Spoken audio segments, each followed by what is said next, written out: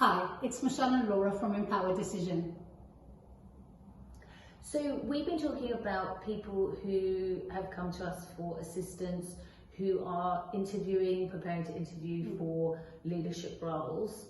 And one of the things that we were talking about is the fact that those people, it's often the training by their companies or their prospective employers is after the fact. So they say, okay, we'll come on board and then we'll get you training, whether that's a course or some executive coaching or whatever that might be.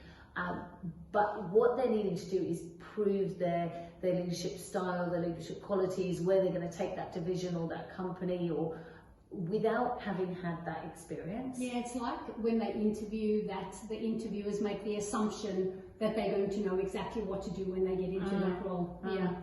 And I think where we're finding the missing gaps is, it's a process of being in that role that helps you formulate your leadership style, how you put across a vision, but it's also more concrete things like, how do you make sure that you have a growth plan? How concrete is that? How realistic? That gap between how much do you promise to how much you can deliver is always a fine line. And it's that practicality. It's the practicality of saying, okay, so I've done some theory or I've read up about stuff and whatever, but at the end of the day, when the chips are down, when I've got a team in front of me, how do I execute? Yeah. It's all about that. And it's also having that concrete. And I think a lot of the people that have come back from the interviews have said that they feel they can make the statement, but they miss the detail behind it, the implementation behind it. Yeah. I think when you go into a leadership role, that's the hard part. The hard part is really to go and sit and work out how it is that you're going to do it. So I think the theory does help, and having all that information and that kind of thing helps. But I think if you're aiming for that kind of role, you really need to it's like you're visualizing yourself in that chair and then visualizing the whole process.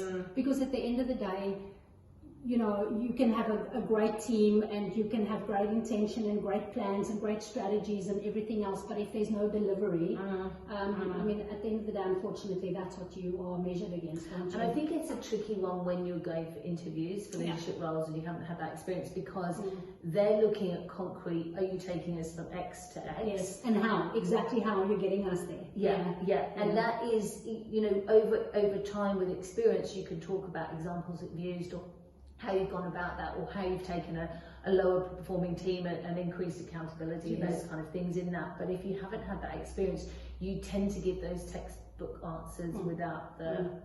And also the danger of that is that you are held to what you then say in that Absolutely. interview, because on the strength of what you're saying, it can come across really impressively, and then on the strength of that, they now go, okay, now let's put your plan in action. And I think you need to be cautious with that. But I think where people don't prepare properly for that interview is that application of what I'm going to say and then what I can live by.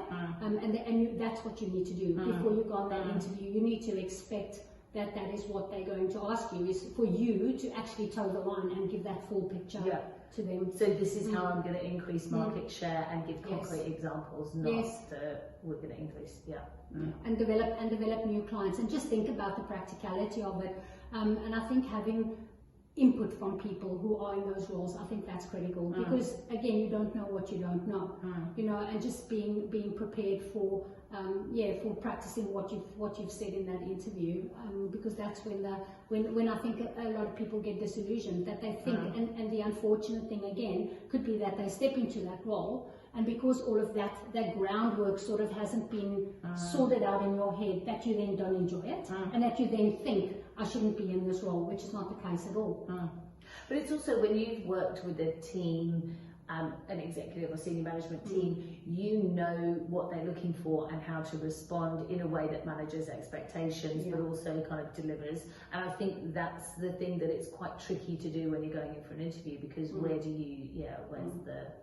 And the question should also be, what is the support that I'm going to be getting? Do I have an opportunity? Because If it's an internal promotion, it's slightly different because you would have felt the leadership then. But if it's an external role, you don't know how that leadership team operates.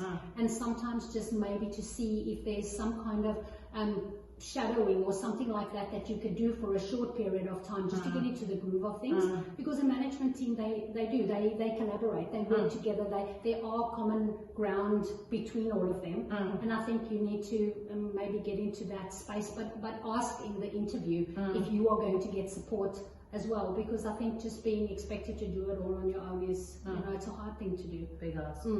Even if they offer the training's one thing, it's the seeing it on the other side and seeing how it comes out on the other side, which I think is really important. So that to me would be a crux when you're in that interview. Check that's available to you. Yeah. Excellent. Good discussion. Let us know what you think.